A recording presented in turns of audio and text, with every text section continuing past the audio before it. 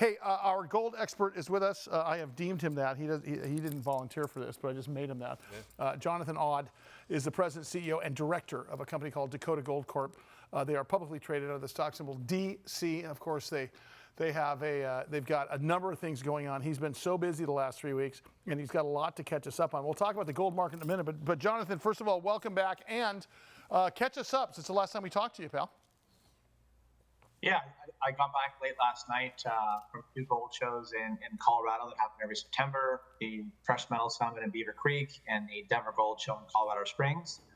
Beaver Creek is typically more towards exploration and development companies, whereas the Denver Gold Show in Colorado Springs is geared more towards the producers, streamers, and royalties. So a lot of institutional investors, pension funds, high net worth attend both of them. So we had close to 60 meetings over the 2 shows and hosted a site visit in between. So it was great. Well, you don't have meetings at those types of shows, because I've been to a number of those types of shows as well as investment conferences, and you don't just get meetings because you ask for them. You get meetings because people are interested. So that says a lot about what's going on with your projects in South Dakota. Talk about that.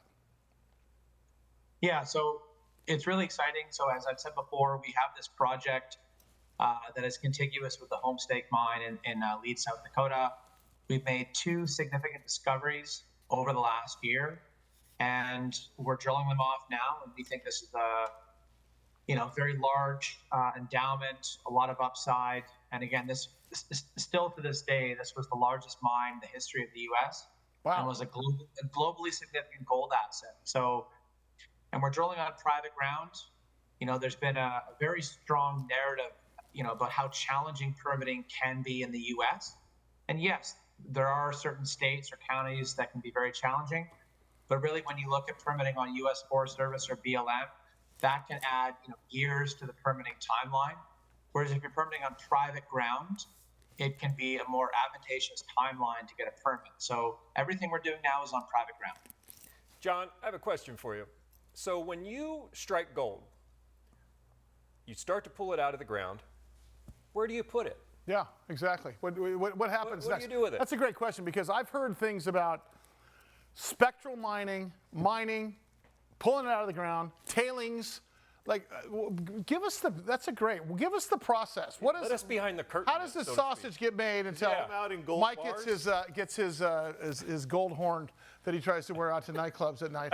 How does it go from inception to fruition like that? So you make an economic discovery. You put economics around it. You make sure your metallurgy, you make sure you can extract it out properly. You raise the money, and you build all your facility. And then depending on what kind of facility you have, you get a gold doré, a bar of gold, and you can sell that to a number of people. You can sell it to a smelter. You can sell it to a central bank. That's the challenge right now. The physical market is very, very strong. Right. Premiums in the Shanghai gold exchange are $120 over spot. Which means that if you want to buy a gold Krugerrand to have in your safe, they're almost impossible to get. And if you get one, you're paying way over what the value is. That's basically what the end result is for the average investor, correct? Yes. Yeah. So typically when you see those kinds of premiums, there's cracks in the system. People are nervous. People are scared to pay those kinds of premiums. So I think it does bode well for gold to make a new all-time high over the next 6 to 12 months.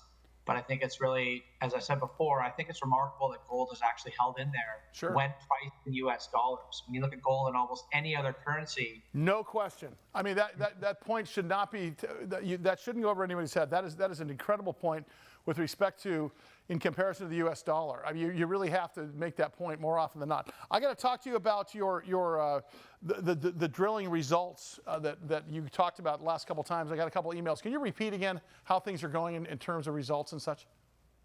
Yeah, so we've got this large land package contiguous with the old Homestake mine.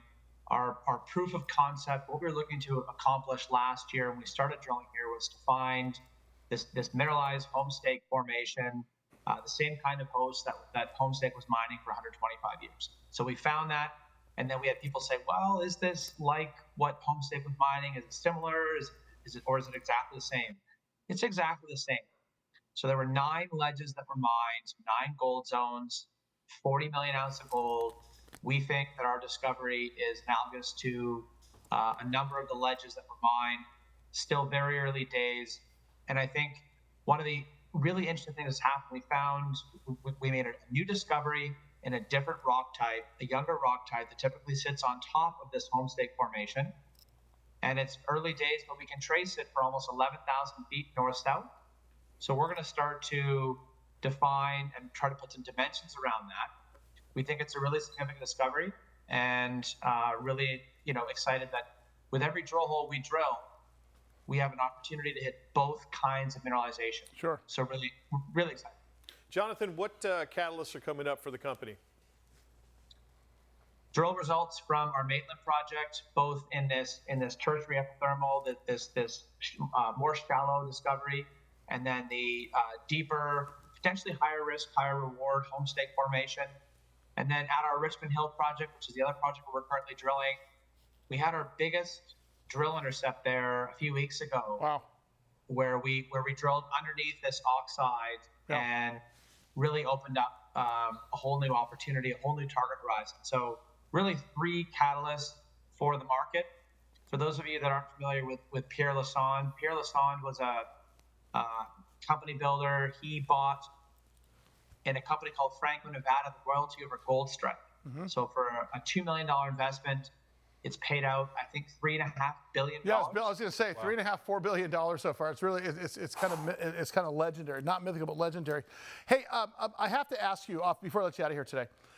When you were at your gold shows, how impressed were investors and folks that weren't familiar with the company with your leadership team? Because I think people are constantly looking at results. They're looking at your mines. They're looking at your bio. But if you drill down and look at the leadership team, it really is sort of a tee up for success. I mean, you and I talked about that off the air several times.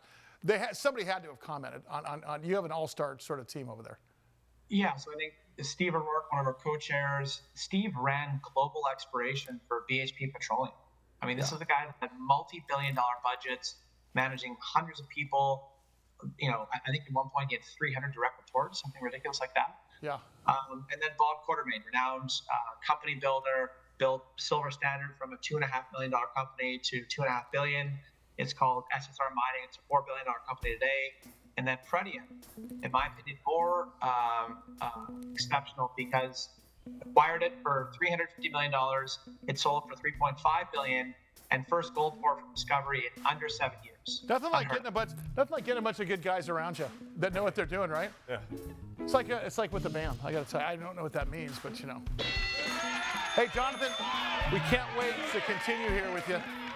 We'll see you next week. Glad to have you back. Once again, Jonathan Awde is the president, CEO, and director of Dakota Gold Corp, stock symbol DC.